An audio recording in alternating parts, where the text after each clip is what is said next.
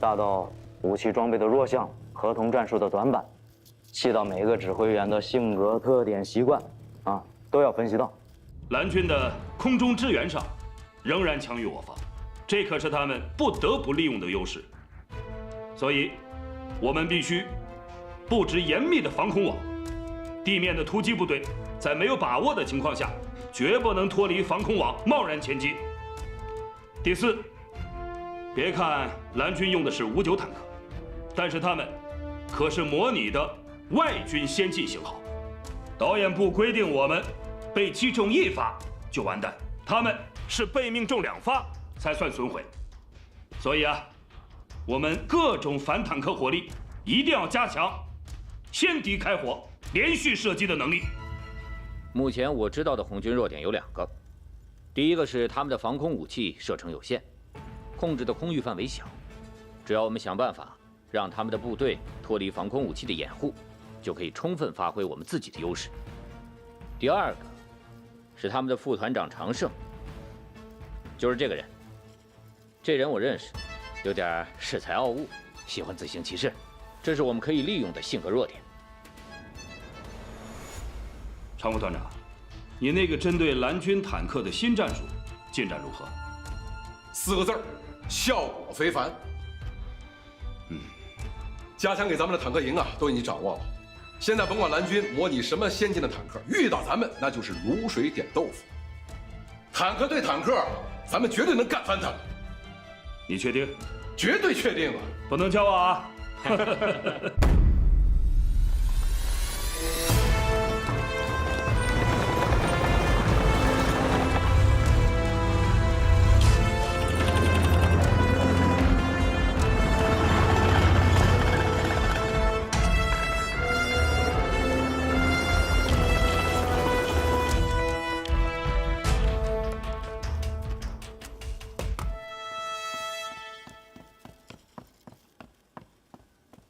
报告，前锋1号灵猫小组报告，红军部队已开进到1号地域，共有6个纵队。纵队间有防空火力伴随掩护，车辆上都有单兵防空导弹手警戒，他们没有走草原路。这个陈建锋果然出手不凡，他避开既有道路，我们预设的火力袭击点就失效了。老冯，还要不要发动一次空中打击？算了。防空火力都布置好了，我们出动航空兵力量支援得不偿失啊！陈建锋是有备而来，等天黑，先给他上第一道菜。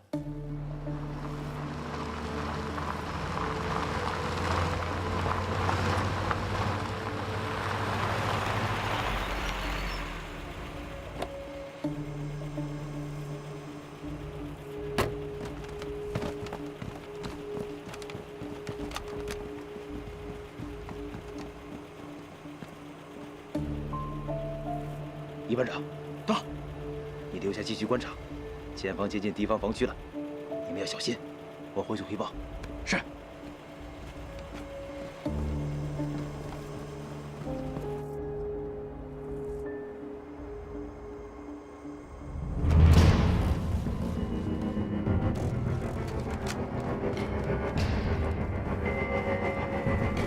站住！别动！别动！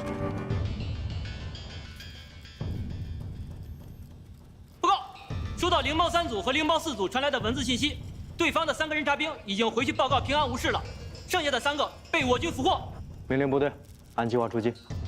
口令：营火，人员通过，投降。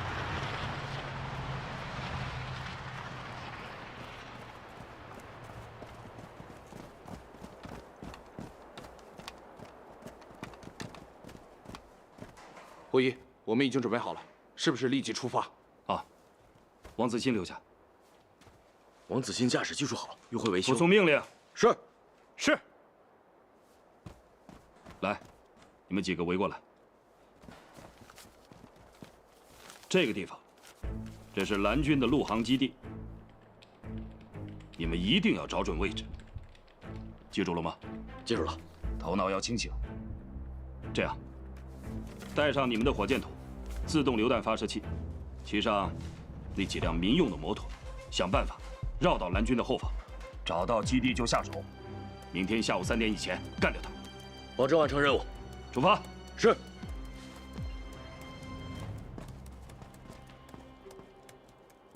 红军弟兄们，你们已经被包围了，赶快投降吧！团长，是不是蓝军主动出击了？以前他们也这么干过。已经被包围了，赶快投降吧！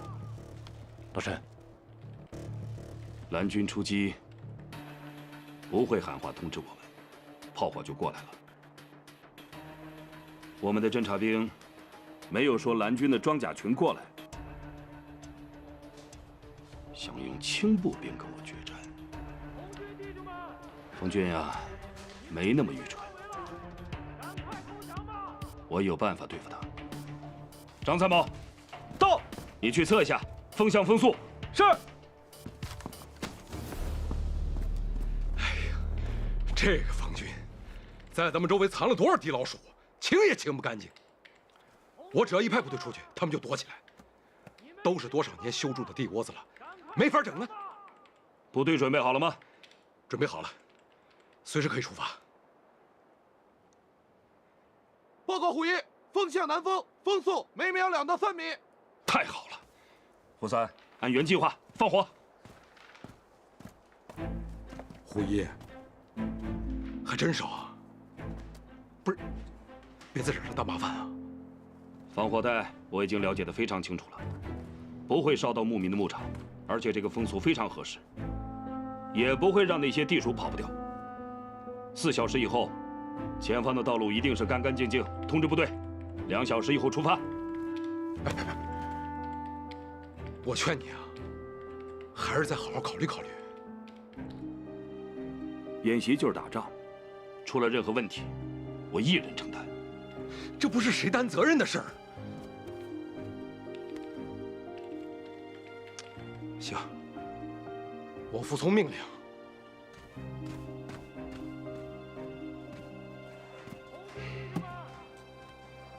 你们已经被包围了，赶快投降吧！通知大家，抓紧时间休息一下，1个半小时以后叫醒我。报告旅长，自行火炮分队已经就位，诸员标定完毕，工兵分队已经到达指定位置开始作业。通知工兵作业位置灵猫小组，一发现红军，立刻指示目标，引导火力覆盖。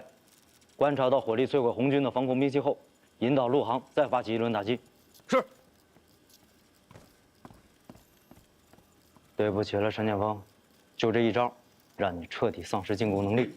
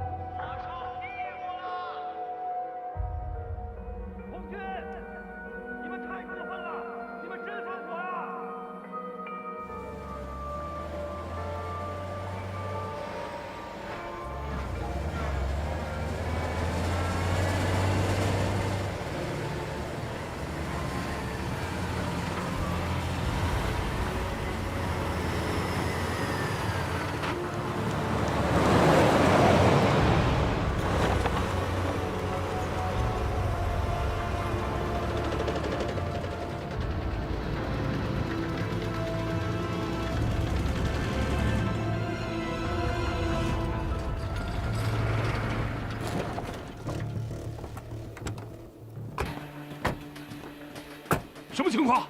过去看看知道。在前面。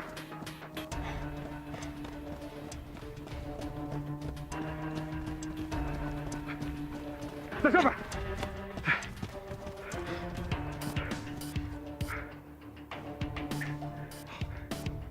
你们来侦察的时候有对到壕沟吗？报告，没有，我留下的3个人也都失去联系。蓝军的工程机械真是厉害，这么短的时间就挖了这么长一条大沟。不好，可能有火力袭击，马上命令部队疏散隐蔽，走，立刻离开这儿。各单位注意，各单位注意！虎一命令部队立即疏散隐蔽，防止敌人炮击。完毕。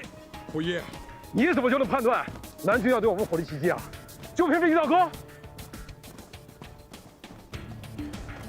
报告虎一，我们监听到了蓝军的明语通话，他们在前方布置的火力打击部队遇到了野火，紧急撤退了。可靠吗？蓝军为了保密，都是用加密的文字传输机进行联系。野火烧过去之后，他们就急了，直接采用了明语通话。我们能听出来，他们十分慌乱。命令防空分队注意警戒，让工兵带机械上来清除障碍。李参谋到，你派人到前面侦察一下。是。这道壕沟啊，一定是他趁我们的侦察兵回来报告的时候悄悄挖的，费这么大周折，就为了让我们在这边停滞1-2个小时，没什么战术意义啊。如果说为了空袭，但他们忌惮我们的防空武器，那就只有一种可能，一定是在前面布置了火力打击分队，趁我们停滞在壕沟前，给我们一个致命的打击。看来你这把火没白烧啊！行啊，我的团长。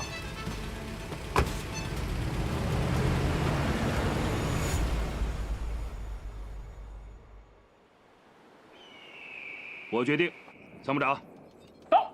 你带领坦克团1营和修理连组成的甲3营，布置在我方的右翼杨洞。是。调动冯俊的机动部队到我方的右翼，侦3营以后勤保障分队的名义部署在中央偏左的位置。摩步1营、2营，加上团炮兵营、师炮团2营，以强大的火力正面进攻，压缩蓝军的防御空间。等我方的渗透小分队摧毁蓝军陆航机场后，右翼的坦克营发起进攻，缠住蓝方的机动部队，强化蓝军对我方将在右翼突破的认识。等他的防线上出现了防御薄弱环节时，隐蔽待机的侦3营立即发起进攻，实施突破，对他的一线部队实施围歼，而后向蓝军纵深发展，协助坦克团1营围歼蓝军的机动装甲部队，最后占领目标阵地255高地。虎一，我的任务是什么呀？你的任务就是协助我在团指指挥1营、2营的进攻，以及3营的突破。哎，虎一，我觉得你这样安排不合理啊！参谋长应该留到团指协助你指挥啊，这右翼的位置应该是副团长的呀。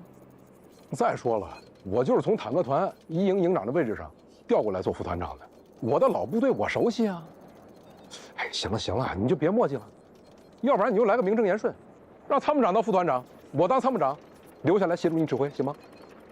那行，你去右翼，参谋长留下，但是必须注意2点：第一，一定要等团指确认敌方的陆航基地被干掉之后再发起进攻；第二，发起进攻之后，主要的目的是缠住对方，等其他方向取得决定性进展的时候，再发起最后的总攻。知道了，我的虎一首长。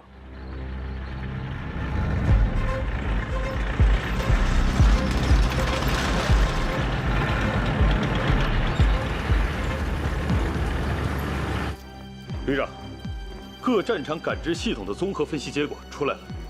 红军把坦克营和3营摆在了右翼，一直没有动作。其1营、2营在2个炮兵营的火力支援下，正在向我一线部队发起猛烈攻击。红军的主要攻击方向明显是在右翼。那个常胜在哪个位置上？目前的分析，他是在右翼指挥。坦克团1营是他的老部队，3营也是他抓训练的重点单位。这个安排合情合理。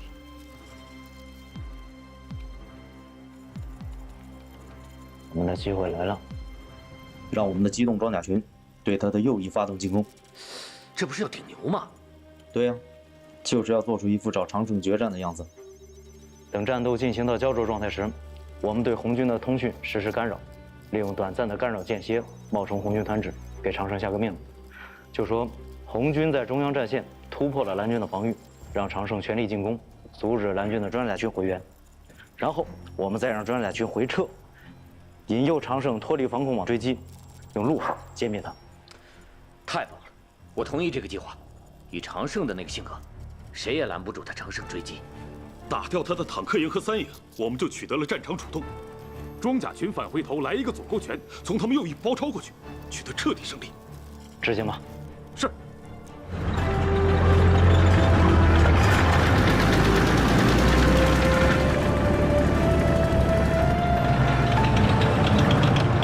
报告虎一，我方右翼呼叫。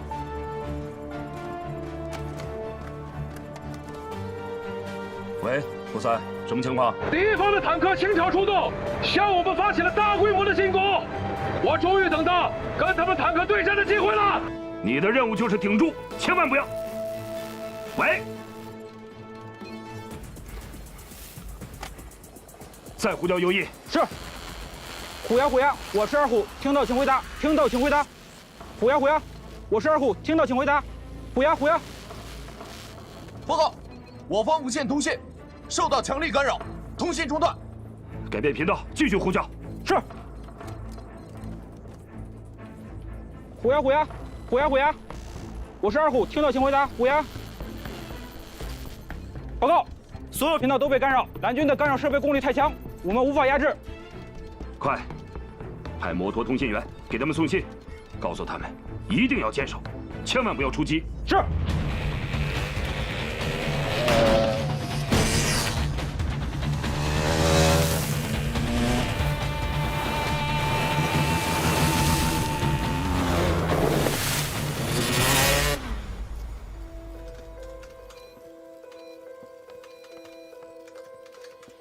旅长，长胜出击了。好，命令电子战部队执行诱骗计划，通知沈副参谋长带领陆航随时准备出击。是。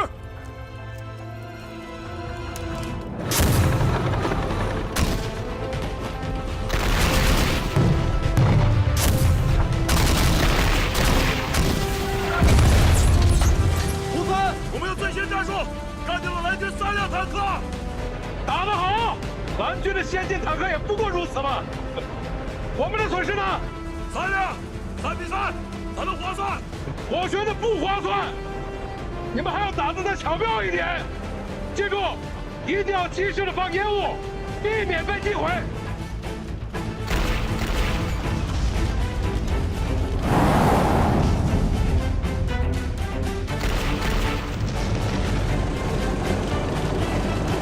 胡三，我们发现蓝军正在后撤。打了3辆就后撤了，看清楚了吗？我看清楚了，他们正在后撤，马上就要脱离接触了。胡三，团指接通了，切过来。不好，又中断了。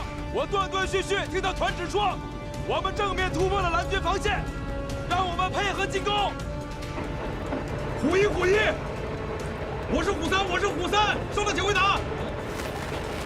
虎一，我是虎三。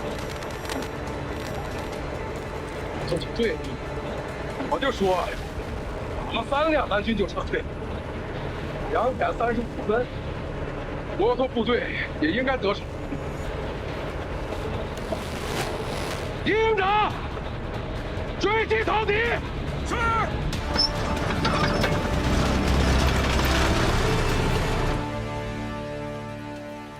虎一，要不要我们通过接力战呼叫渗透小队？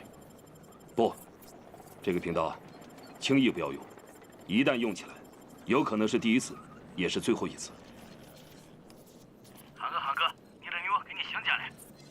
老王，赶紧给我抓回来嘛，我急着呢。你放心，现在给你抓回来。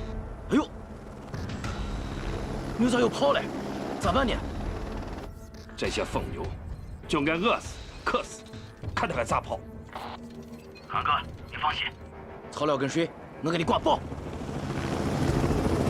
蓝军的陆航已经出动了，常副团长凶多吉少。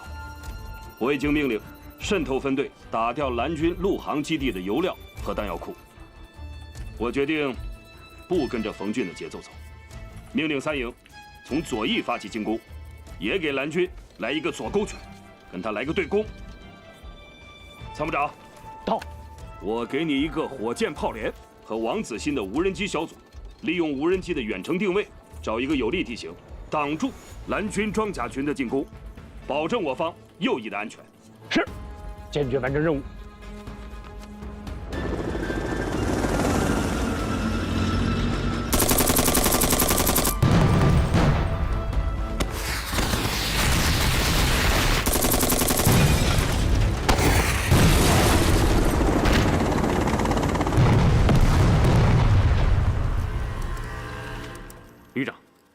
陆航虽然歼灭了红军右翼装甲军全部有生力量，但陆航基地的油料和弹药库都被红军化妆成牧民的小分队摧毁了。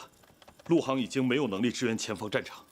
还有，我们原来的判断有误，陈建锋把他的主力3营藏在了他的左翼，现在正在向我们的右翼发起猛烈攻击，突破了我们的一线防御，正在向我们的纵深发展。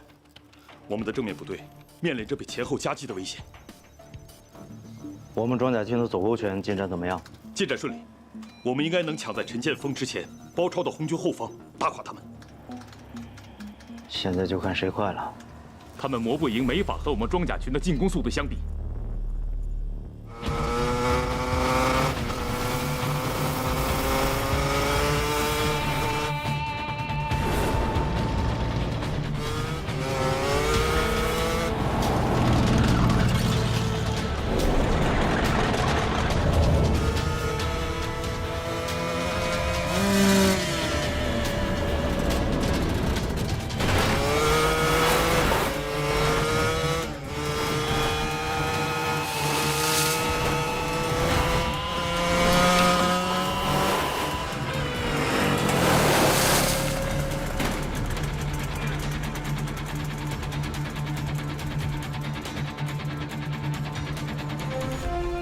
5-1，正北方向500米，2辆坦克正在集结。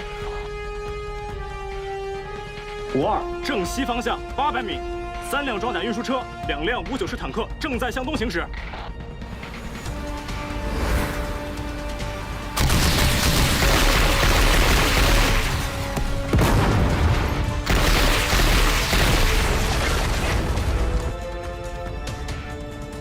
旅长，我方左翼装甲群突然受到红军准确炮火拦阻，5辆被判定损毁。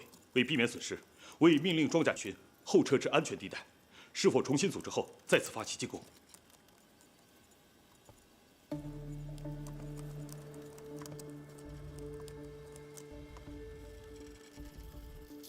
我命令部队交替掩护撤退，在这一线重新构筑新的防线。旅长，255高地也要放弃吗？放弃。那我们不是等于认输了吗？如果从演习的胜负出发，我们完全可以顽抗到底，去争取一个鱼死网破的平局。但实战不是这样的，只要有生力量还在，我们就有翻盘的机会。执行吧。是。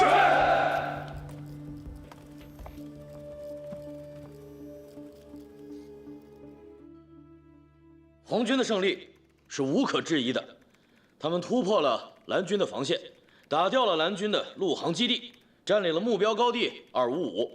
我看不出有什么理由要否定红军的胜利。蓝军虽然是主动撤退，也是为了避免被全歼的命运，应该士气败退。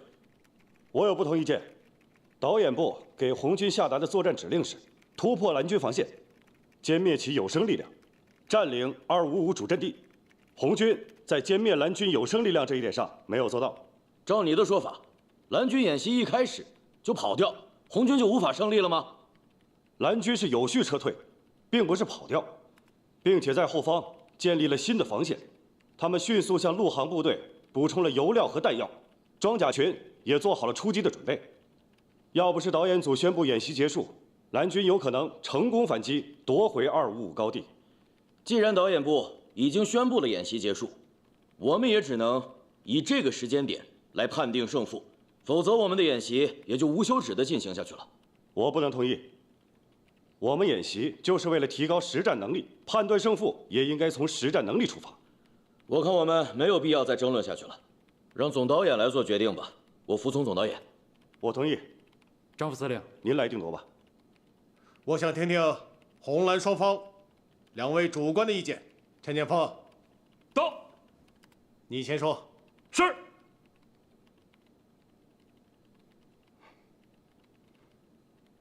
我同意判红方败。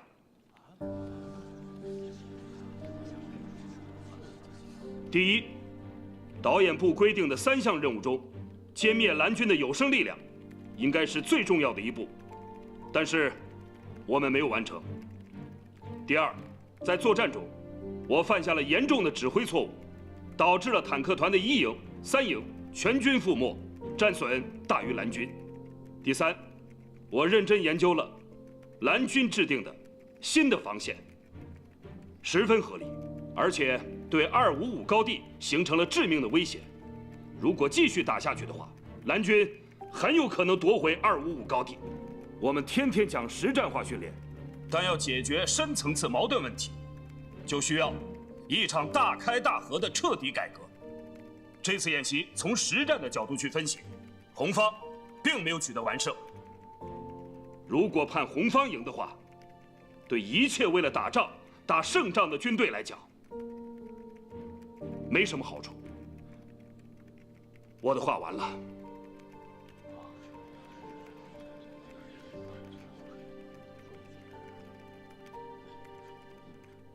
那打破蓝军长胜纪录，这是多大的荣誉，在全军的影响力有多大，你知道吗？说。知道。知道，你还把胜利往外推，你要推给谁呀？推给蓝军吗？你是嫌蓝军的胜利不够多吗？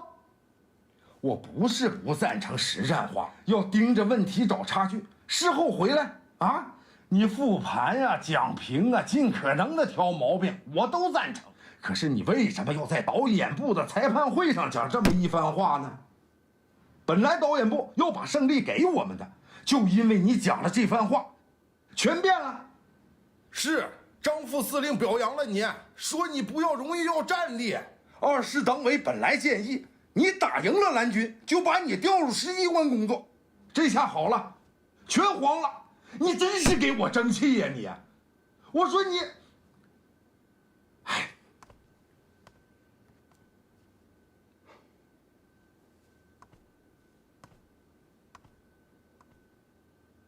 军委啊，现在正在酝酿一个大动作，估计啊，还会有不少干部离开部队，也会有一些部队的番号会被取消。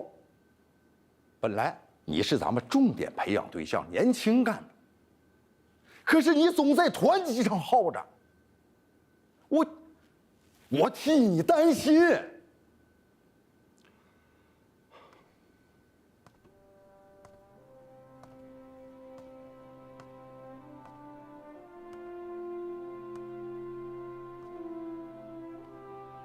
我相信，随着我们部队风气的改善，对你这样的军人，一心想强军、想打胜仗，会越来越有利。可是，现实呢？现实是无情的。我真担心有一天，我要给你压担子，可是却不知道上哪儿找你呀。好了，好好干。我们就是一个心思，在国家需要我们的时候，拉出去，我们就能打胜仗。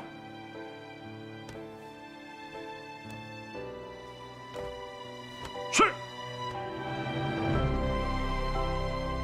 北漠山演习的失利，让陈建锋刻骨铭心地体会到，这支军队已经走到了一个关键的十字路口，不改革是打不了仗、打不了胜仗的。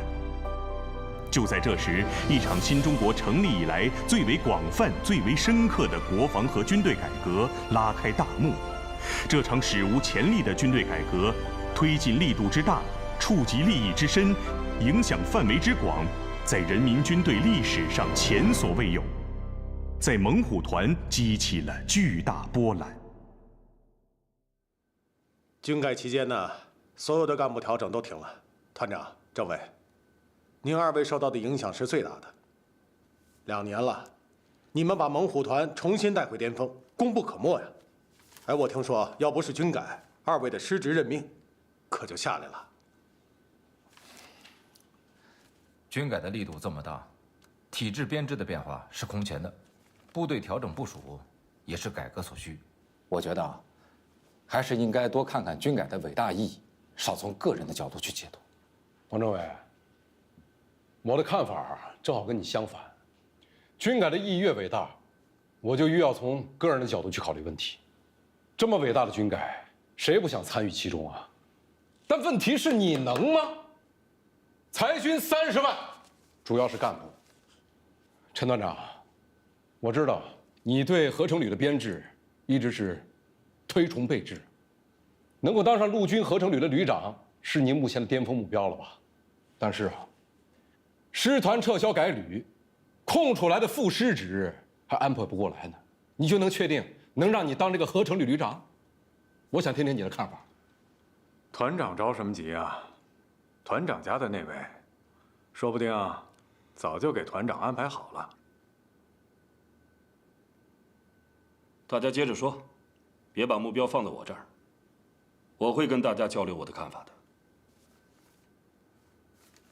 团长、政委，那我们团调整移防的事怎么办？这军长要去陆军任职，他能把自己的心头肉割给其他部队啊？哎，团长，你跟军长认识，说得上话，您帮着打听打听。咱们军在这里布防了40年了，绝大多数干部家属都在当兵，有的是4世同堂，还有3代人都在军里当过兵的。这要是移防搬迁，那可真是件大事。你们也甭费那个劲了啊！陈团长会去说这个事儿吗？说的好听点儿，陈团长是洁身自好；说的不好听，常胜，你这个人，你为什么总是呛着说话呀？就不能好好的发表意见？我再提醒一下在座的每一位同志啊，我们学习古田全军政工会精神的时候，都表过态，要无条件的坚决听从党指挥。怎么真正考验来临的时候，考虑的都是自己啊？政治意识、纪律意识都哪去了？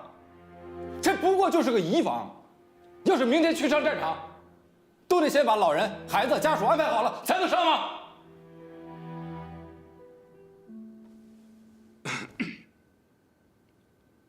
好，我说2句啊。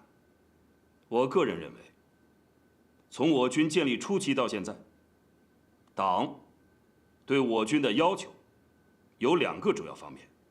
第一个方面就是要保证党对这支军队的绝对领导，使这支军队始终沿着正确的政治方向前进。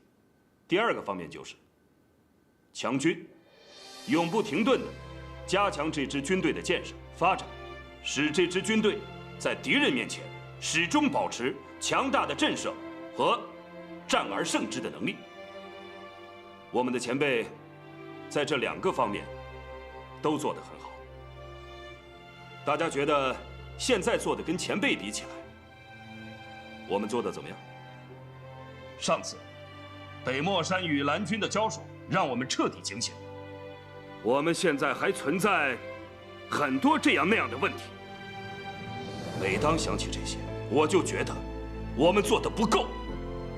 同志们，改革开放将近40年了，我军的能力与我们应该承担的任务之间出现了明显的差距。国际形势风云变幻，世界新军事革命方兴未艾，各国都在抢占军事制高点。我们这支军队，改革转型的紧迫性前所未有。改革是强军兴军的必由之路，也是决定军队未来的关键一招。我由衷的为能够参与，哪怕只是目睹这一伟大历程而感到兴奋与荣耀。常副团长，我们不是经常在一起研究外军的重型合成旅吗？我们经常幻想着，有朝一日，我们也能指挥一支属于自己的重型合成旅，让敌人在我们的眼皮底下灰飞烟灭。现在，这个梦想就要变成现实了，你却打起退堂鼓了。我打退堂鼓，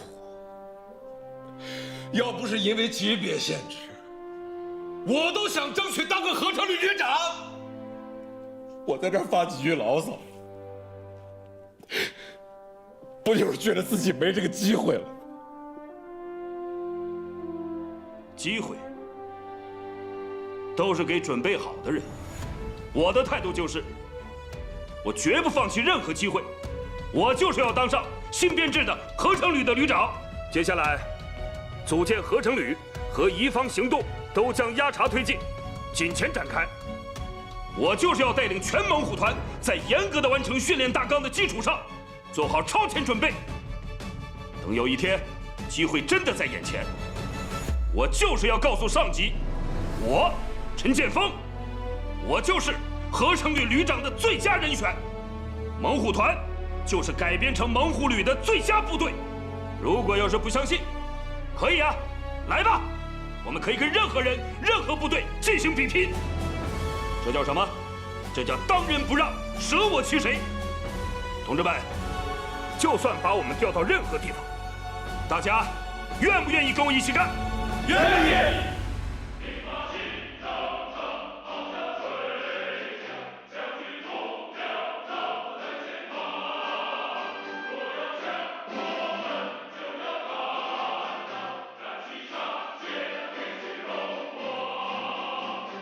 全体起立，立正。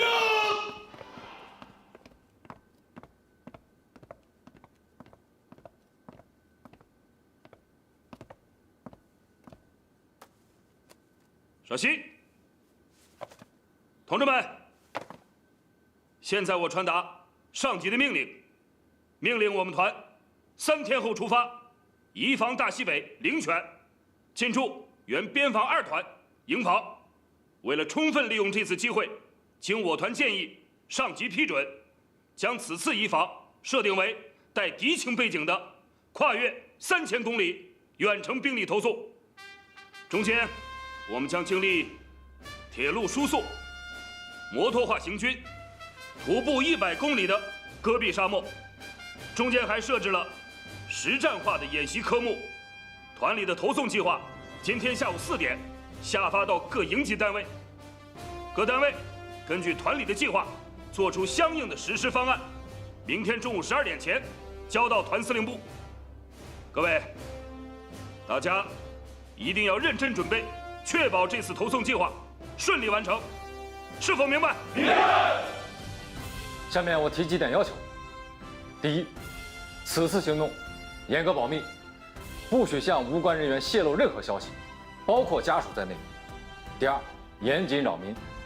部队出发的时间确定为3天后，即21日0时，全团争取在半小时之内全部通过市区。第三，家属在驻地的，20号晚上晚饭以后19点到21点，可以回家看一下。21点之前必须归队。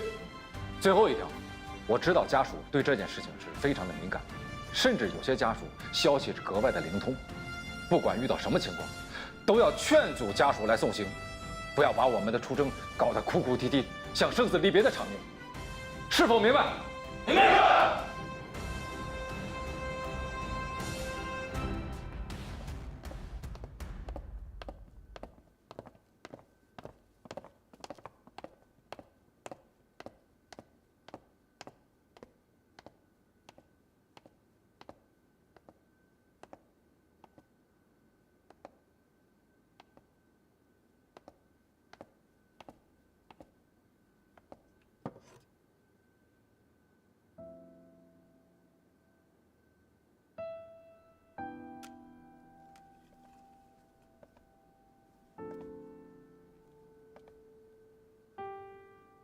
方杰，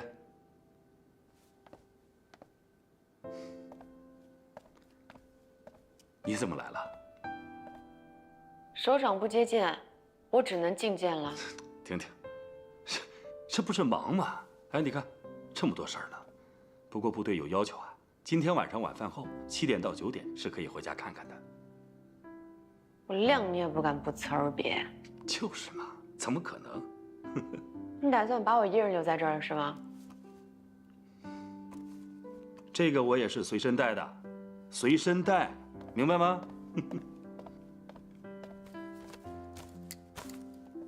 哎，这时间过得真快，那会儿还是个小姑娘。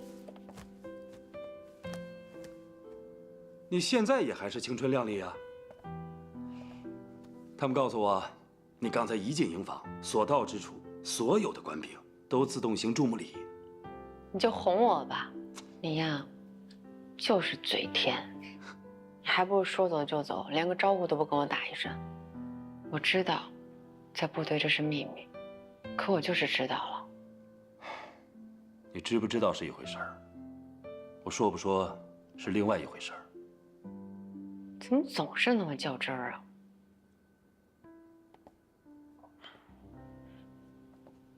你要事儿多，我就长话短说了啊。啊，我上周末跟你电话里说的事儿，你没忘吧？儿子上学的事儿，这事儿不是已经都解决了吗？少跟我装傻充愣。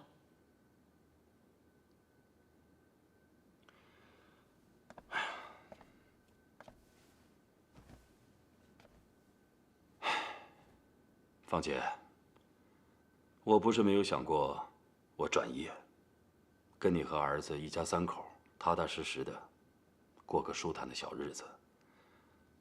但是，